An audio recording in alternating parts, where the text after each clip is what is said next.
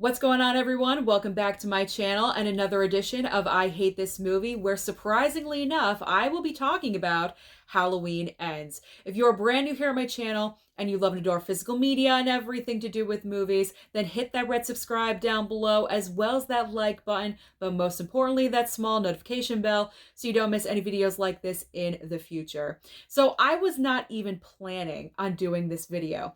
And I say surprisingly enough about talking about Halloween Ends because I didn't expect the movie to be as bad as it was. I gotta be honest. I love and adore the Halloween franchise. It's one of my favorite horror franchises of all time. Michael Myers is an iconic villain. But when I streamed this movie late last night on Peacock, there were so many negatives versus the positives of this film, especially because it is the concluding chapter of this trilogy given to us by David Gordon Green and also Danny McBride. How can I not speak upon this? So before I get into talking about all the negatives and my thoughts about this film, I do want to preface this video by saying this is purely my opinion. If you guys enjoyed this movie, I am so happy for you. This is the kind of film that is going to divide the Halloween fan base. Either you're going to love this movie or you're going to hate it. Unfortunately, I fall into the hate camp. There's a lot of things, in my opinion, they did wrong in this movie. If they just jumbled a few things around and tweaked it and fixed things, it possibly could have been a great film, but unfortunately, it just did not work for me.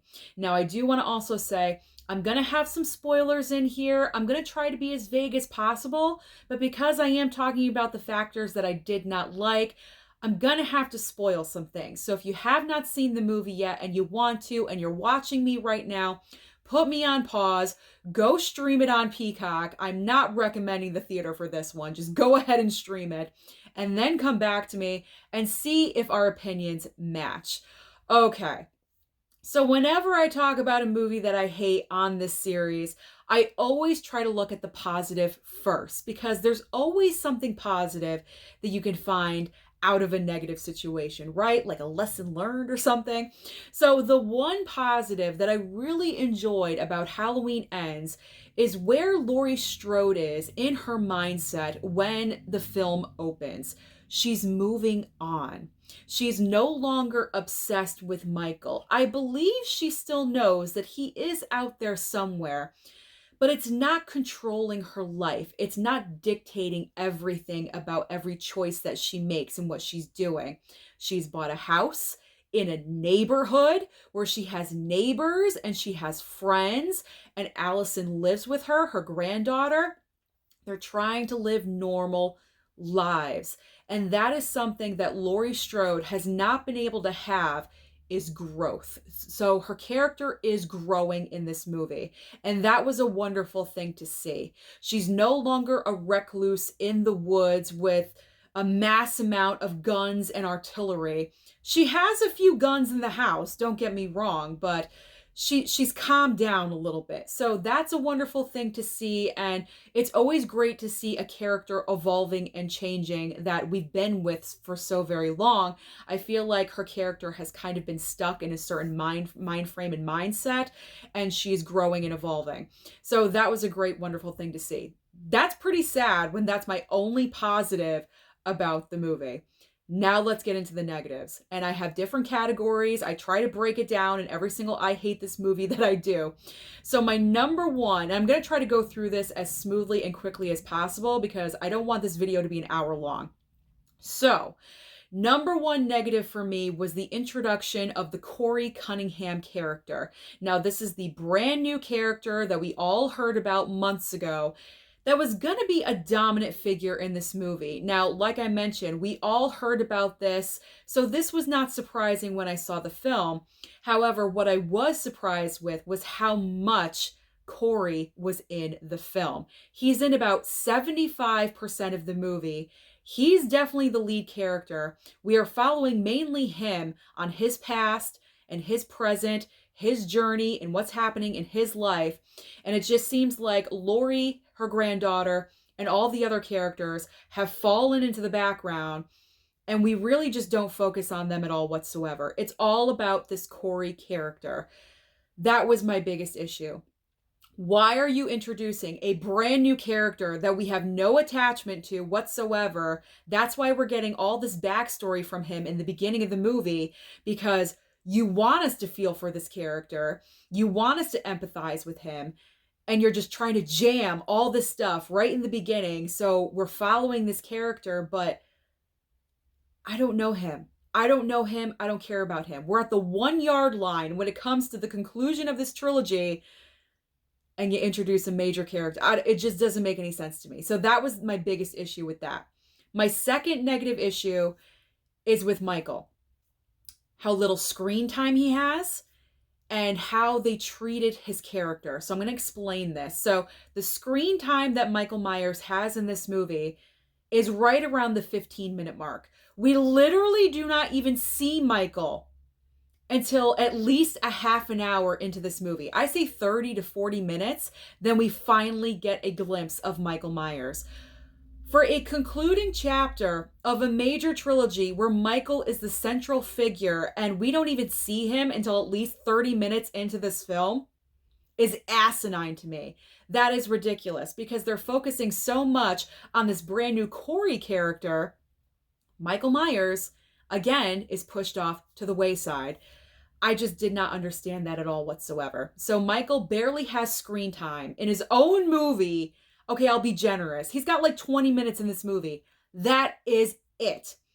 And then the way they portray Michael is very much not consistent. It's inconsistent. Sorry, bad language. It's inconsistent to the entire flow of the Halloween franchise. As we know, Michael has been shot so many times. He has been stabbed. I can't even think of all the ways that people have tried to attempt to stop Michael, and he just keeps on going. As Laurie said at the end of Halloween Kills, and this is where the inconsistent writing comes in, because they say one thing in one movie and then portray something else in the next movie. When we see Michael in Halloween Ends the first time, he's wheezing, and it looks like he's paralyzed on one side of his body. They are actually showing Michael's vulnerability and his weakness, which is something that has never, ever been done before. Because at the end of Halloween Kills, Laurie Strode herself says, every time Michael kills, he transcends, and he gets stronger with every kill that he makes. Why is he acting like an old man right now? He's acting like he's 90 years old and can barely do anything to kill anyone. It just doesn't make any sense. It's inconsistent. I think it's doing a disservice to the character. So that was another big negative. I could go on for days, but I'm not going to. Okay, next topic. Allison, the granddaughter of Allison. Okay, not of Allison, the granddaughter who is Allison. Okay. So in this film, she meets Corey, unfortunately. And of course, you know, the bluebirds are flying. She immediately falls in love with this kid and has feelings for him. And it's an immediate attachment, very negative attachment. But I just don't like her portrayal of the character in this film. I loved her in 2018. I loved her in Kills. She's a very strong character. Even though she's young, she knows who she is. She knows what she wants. She knows what she's not going to tolerate, especially in Halloween 2018 with Cameron and the whole kissing the other girl and throwing her phone. She was like, I am done with you. And she walked away. That is a strong girl. And she really proved her strength in Halloween Kills, going face to face with Michael without hesitation. But this version of Allison in Halloween Ends is all obsessed and boy crazy over Court. I'm going to be honest, she's horny. She is horny as all heck. All she wants to do is hang out with this new kid, Corey. But what really gets to me is that she does not want to listen to her grandmother, Laurie, who has been right in the past 2 movies pretty much about everything. When Laurie is trying to tell her, you can't be with Corey. There's something off about him. He's not good for you. Of course, she just spins to not a sympathetic character. I don't want to root for her, and I honestly don't even know why she's in the movie. Besides having the romantic angle with Corey's character, she's pretty much useless. She doesn't really do anything because without having Michael stalking Lori and stalking the family, there's really nothing going on here. So there's no reason for her to even be around. The only point in the movie where she's really vital, I guess, is towards the very end in the battle. She kind of comes in out of nowhere and I'm just going to say does something pivotal to save the day. That's it. That's the only thing that she does in this film. It's just highly disappointing. So moving on to wasted characters, let's talk about Hawkins and Lindsay. So these are characters that we've followed over the past couple of films. I'm going to say it right now. If I was Kyle Richards, I would be pissed. Why is Lindsay even in this movie? There is no point to have the character of Lindsay Wallace in Halloween Ends. She's in 3 scenes of the movie, 3 quick scenes at that. The reason her character is in the film, there is no reason for her character to be there. It does not advance the plot line at all whatsoever. She's not a victim. So why is she there? Just to have a familiar face that is dumb and stupid. The 3 scenes that she's in, she's at Lori's house playing cards with Allison. Then she's bartending at the bar where Lori's drinking twice. That's it. If I was Kyle Richards, I would have gone up to them and be like, why am I here? Because there's really just no point. There's no point at all. And then with Hawkins, yes, it's nice to see him. But why are we going to have a forever flirtation between Hawkins and Lori? Why can't we just have them in a relationship already? They meet up at the grocery store, do a little flirtation here and there, and then he goes to her house and drops off a little basket of stuff, more flirtation. But other than that, there's no point for him to be in the movie. He's never chasing Michael. Nothing. It's dumb. It's purely fan service just to have familiar faces in the movie. And that's purely it. So let's move on to the kills. Okay, the kills in this movie. There's not a lot of kills, and the kills that we do have are pretty much all on people that we don't know, we have no attachment to. So why am I going to feel bad when these people get slaughtered? And to be honest, the majority of these kills are not even done by Michael Myers. So I'm going to let you guys figure out who's doing the killing. If I said Corey is in the majority of the movie, then I think you can connect the dots and figure this one out. It's just so gosh darn frustrating. And then the kills that we do get, they're not that great. I mean, Halloween Kills, with kills being in your title, there were a lot of kills. There was a lot of blood being splashed around. And creative kills, especially with the fluorescent bulb through the neck. I love that one. There's no creativity here. They're very basic kills against people that we have no emotional investment or attachment to whatsoever. So we're not really that sad when they leave us. They're actually a bunch of assholes. So we're kind of happy when they go. So that's another factor that is just really stupid. There's one kill that Michael does that is reminiscent of 1978. I'm just going to say it, the Bob kill, where he's going like this and like looking at it like it's a piece of art. That's not creative. You're just recycling the same material from the original. All right, let's move on to the biggest negative that I have, and it is the end battle between Lori and Michael. This was advertised. It's all over the poster. The epic battle, the final conclusion. This has been hyped up forever. And then because of COVID, the movie got delayed. We had to wait another year. We're all dying to figure out who dies. If anyone dies. Does Lori die? Does Michael die? Do they both die? Do they kill each other? What happens? I feel like with the way this movie was constructed, there was just so many factors going on in this movie. The final battle sequence was forgotten about and kind of just added on at the very end. 10 minutes of choreography they practiced, and then they just filmed it. And we're good to go.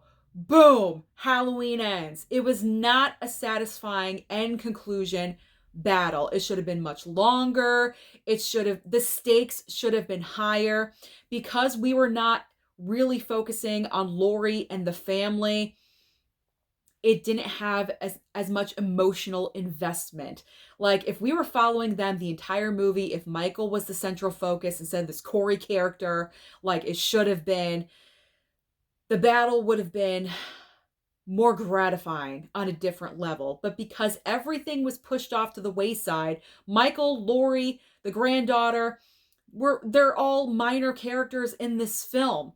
So therefore the final battle, you just really don't care at the end of the day, which is just so sad. Now, granted, when we did get to the final battle, this is where I was the most interested because we actually had some action happening. We had Michael on screen and we had stabbings going on, and I was excited about that. But compared to what it could have been, the potential of what the fight could have been just really sucks to the reality of what it is. It's just one big, huge, gigantic letdown. And that's what this movie is. It's one big, huge, gigantic letdown. This is your ending chapter of this trilogy where 2018 started off so strong. I love that movie. I think it's great. Halloween Kills, I don't mind Halloween Kills. There's a few parts here and there, but overall, okay, it's at least we're focused on Michael. But this film, Halloween Ends, it just goes off in a completely different direction. And it's just a big, huge disappointment, at least for me.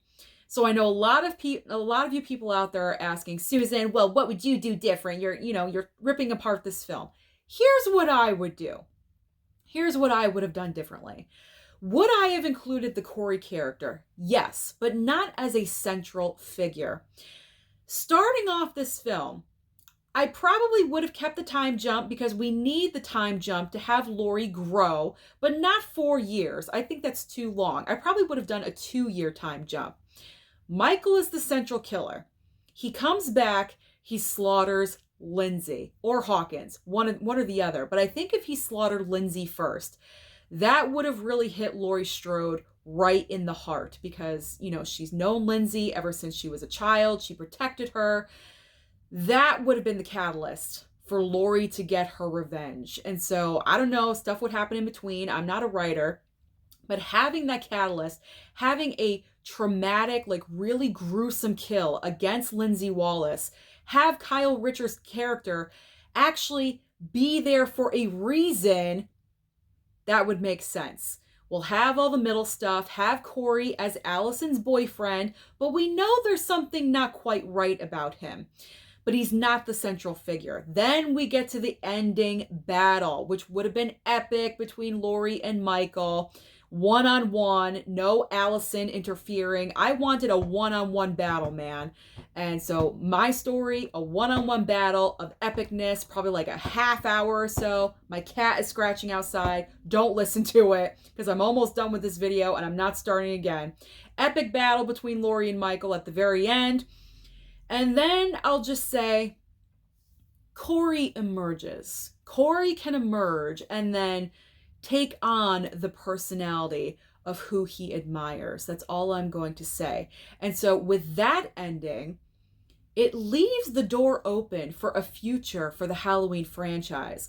But with the current ending with Halloween Ends, I know this is a different timeline. We can always jump to a different timeline for future Halloween movies. But I feel it's not going to make as much sense.